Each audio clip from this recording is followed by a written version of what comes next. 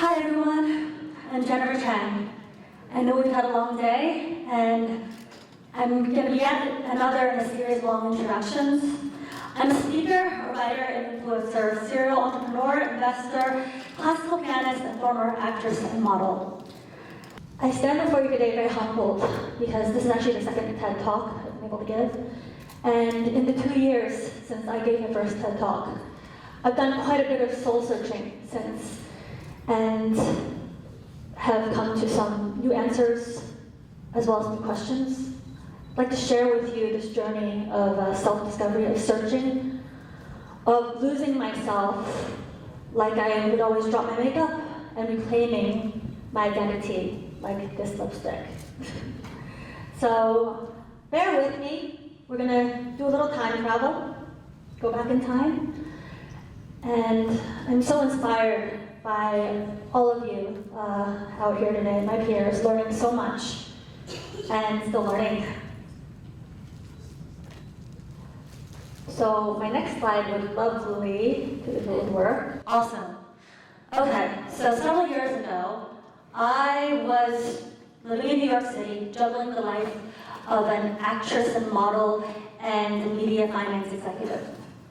This particular day, I was actually just on the metro and scrambling because I was actually wearing pigtails. I'd come back from an MTV shoot, and I was trying to brush out my pigtails and then transform myself for a meeting I had at a hedge fund next. And I was, brushing out my pigtails, trying to apply a darker lipstick, and I was just like, oh, completely frazzled, dropping my bag. And then I locked eyes with this woman who was sitting, this girl actually was sitting across from me. And she was putting on mascara and almost poking her eyes out, and she just kind of had this connection, this moment of connection, staring at each other. And we were both almost dropping our makeup. Anyone out here? Okay, I'm sure 50% of you had this makeup scramble, am I right? Yes? Yes? Don't agree with me. So anyway, that moment was an indelible mark on my brain. I had sort of like my epiphany, my eureka, what have you. I made an internal vow to myself that one day I would come back and help that girl in the metro. Subconsciously, I probably realized I'd be helping myself and all us girls out there. Okay, we're gonna take a little more of a trip back in time. Didn't have time to get any of the cute baby pictures, but probably should retitle this whole talk. It should be called Confessions of a Tiger Cub. I was your typical tiger cub, proud product of every Asian parent, Asian tiger mom. Started playing the piano at age 3, and I had a career as a concert pianist, basically. I was performing with orchestras, traveling the world, getting over stage fright, doing pre-college programs at New Conservatory of Music, PhD piano performance programs at Boston University School for the Arts, just racking up those accolades, those achievements, those awards, and just really performing the heck out of it. I don't even know where my childhood went. I had 7 years of Latin, I took my SATs early, I went to really fine institutions, and then I was on this relentless path, I think, of just achieving. To this day, I can still recite the prologue of the Canterbury Tales. I don't know if I should. Okay, a little bit. On a raven who the shore slota the rock of Marsh of Hasra Rote, and Father Reveni switch the quarter which bad to engender is the floor. So I didn't come on to talk about my failed career as an academician or what I did next. But throughout, I was searching for something, some meaning. What was it I wanted to do? And it was funny. Throughout high school, throughout college, for a few years after, I was an actress and model. I got scouted all the time. I did film shoots. I did jeans ads. I'm sorry, I know someone was talking about jeans. I did Levi's, not jeans ads. I was on MTV billboards. I was a host. I did the whole gambit. There's a picture, a graduate installation picture, which we could find. But I was in a music video that went viral, a rap video. And throughout it all, I felt really empty inside. I felt like there must be more than this. And honestly, I turned my back on the entertainment and the beauty and the media industry because I felt like somehow I was always getting sexualized, disempowered, disenfranchised. They have a way of really breaking down women, making us all feel so insecure and so negative inside and so powerless. I thought there had to be something more. And then when I didn't get that role of Vanessa on Gossip Girl, I was like, you know what? There has to be more than this. So I took my GMATs, I'm so good at taking tests, got a pretty sizable scholarship to go to Hong Kong University of Science and Technology, and I said, this is my ticket to Asia. I left, and accidentally became an entrepreneur. So it was really funny, because during college, the startups I worked on were both acquired by Yahoo.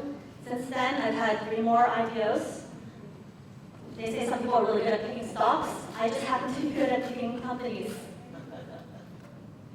And still, racking up that success, watching my bank account add zeros, but there was somehow something still missing. I didn't understand. It was just like, you know, I think I'm doing everything right. I'm checking off all the boxes, I'm getting the A+, you know, everything looks really great on paper. All good, all great. And then meantime, I mean, I spent my whole life, even when I was younger, auctioning off piano lessons for charity, performing for charity.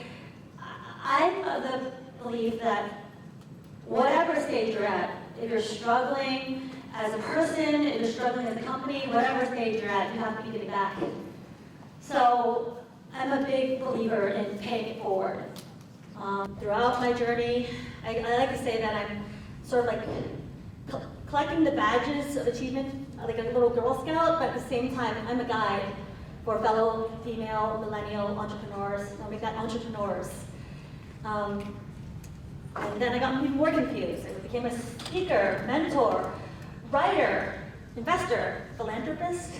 There's a lot of different organizations I've been able to happily contribute to and be a part of. And I'm trying to muster up enough time to continue to help those in their journeys forward. I'm working on a piano institute with proceeds going to charity. I'm working on a book for girls who want to have it all. But, oops. I then decided, right after my TED Talk 2 years ago, to come back to my beauty, fashion, media roots, much like Latin roots in a way. I'm going to put on my geek glasses again and read you the definition of the company or movement that I'm trying to do now. So what is Glam-it? Glam-it stands for Glam plus IT. It's actually information technology. We're a brand about empowering women, saving them time and space, and really about putting the focus on every girl. That's the future for brands anyways, is on every person and not yourself. Our hero product is the Glam Pact. I actually have one here. You can read off the slide if you like. Say hello to Glam Pact. This is my answer to the girl on the metro several years ago. And actually, now if I'm being honest with myself, I'm that lost girl on the metro, right? It's very strange being so vulnerable in front of all you guys today. I've done quite a bit of soul searching these 2 years. And really, it was after doing the Glam Pact, I thought it literally stood for Glam plus Compact, but it really stands for Glam plus Impact. So that we free up our time and our space. Choose how we want our Glam Packs to look, choose our toolboxes, and really be able to focus on life, things that matter to us. So it's the power in box. Anyway, my team and I have been really, really busy in the 2 years since then. This is a timeline from the Museum and Archives of Glam-it. We have basically launched a lot of products, channels, and media. We exist in US, Asia, Europe, and the world. And And I've learned a lot from all of this. It's been a lot of blood, sweat, and tears. Honestly, to be an entrepreneur means myriad challenges. You are basically building something from scratch, from zero. And there's a 4-letter word I learned about on the way. I mean, there's a lot of 4-letter words. I'll drop in the F-bomb, I'll be cussing, everything. But the 4-letter word I'm talking about is grit, G-R-I-T. You either have it or you don't. It's that do or die mentality. You have to do it. There's no no. There's no no.